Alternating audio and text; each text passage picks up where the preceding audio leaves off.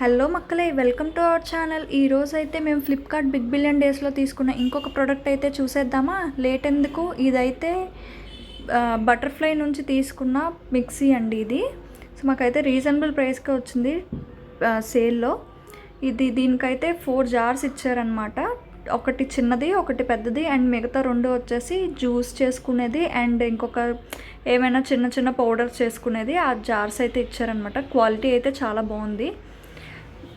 So మేము అలా అంటే కార్ట్లో యాడ్ చేసుకుని ఉంచుకున్నాం అనమాట. ఎప్పటికైనా తీసుకుందామని చెప్పి ఇంకా సేల్లో తక్కువకి వచ్చాయని చెప్పి ఇంకైతే ఆర్డర్ పెట్టాము. మేము పెట్టినవన్నీ అలాగే ఆర్డర్ పెట్టినవే, సేల్లో తీసుకున్నవే.